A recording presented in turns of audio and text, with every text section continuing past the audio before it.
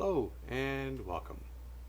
This time I shall read the fairy tale Puss in Boots for you. Once upon a time there was a miller who was so poor that when he died he only had 3 things to leave his 3 sons. To the eldest son the miller left his mill. To the second son he left his hard-working donkey.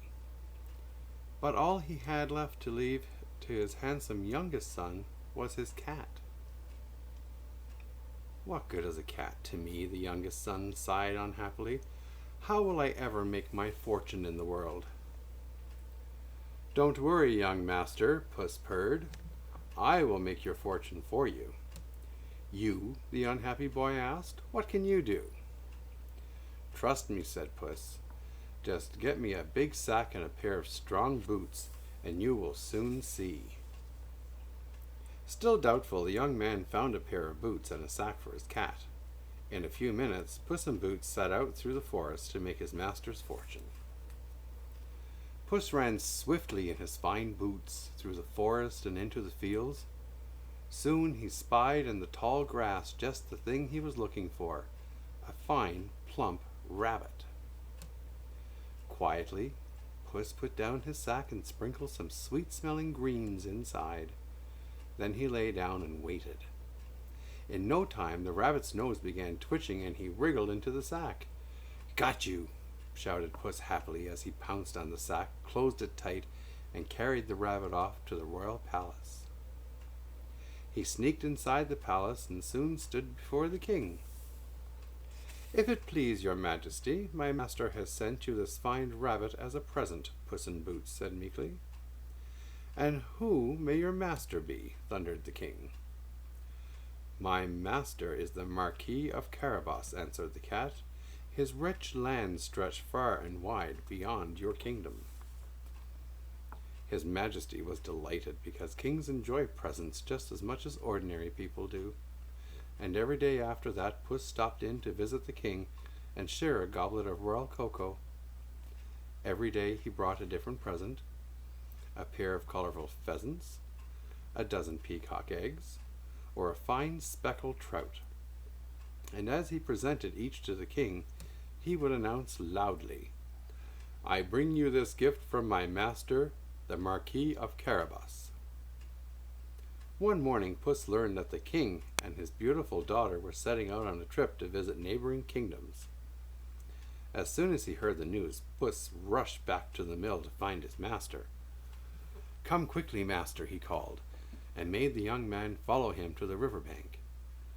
"Now," said Puss, "take off your clothes and jump in the river." "But why?" asked his master. "It's too cold to go swimming." "Trust me," answered Puss. So the young man threw off his shirt and jumped in. The frogs watched in astonishment as he shivered in the cold. Puss quickly hid his master's ragged shirt under a rock and then sat down looking down the road. Puss waited until the royal coach appeared and he could see the king and princess. Then he rushed toward the coach screaming, "Help! Help! My master, the Marquis of Carabas, is drowning." "Stop the carriage," the king roared. "The Marquis of Carabas is a fine and noble person. Save him immediately," he shouted to his footman. The old footman jumped from the coach and threw a rope into the water. As soon as the miller's son caught it, the footman, huffing and puffing, pulled him into shore.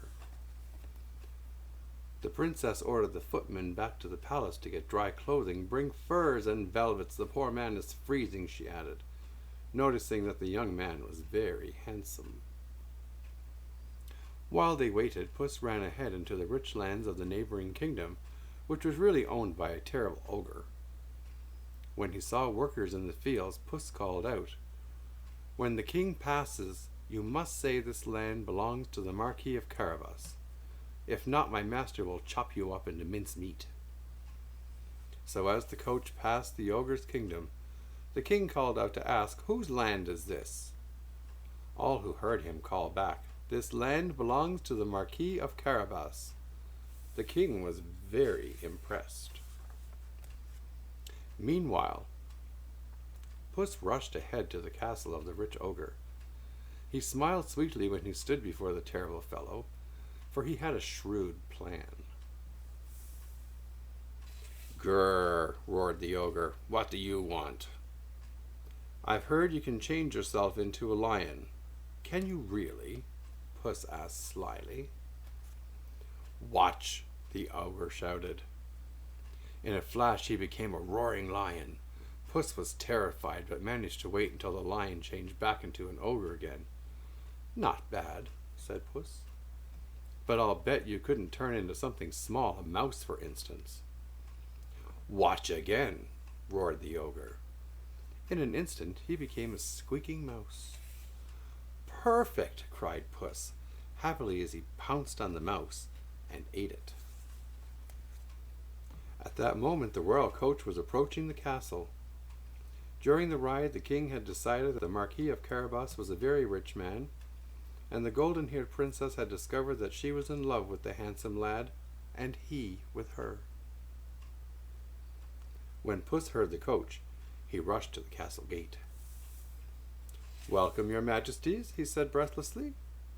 Then he turned to the miller's son and winked at him. "Welcome home, my master, Marquis of Carabas. Your banquet is waiting." So with Puss leading the way, the royal party entered the ogre's castle, which now belonged to the miller's son. As the royal guests enjoyed themselves at the splendid banquet which had been prepared for the ogre and his friends, the king announced joyfully, "My daughter, the princess, and the Marquis of Carabas will be married in 2 days." After the wedding, the beautiful princess and the miller's son, now the rich Marquis of Carabas, sailed away on their honeymoon.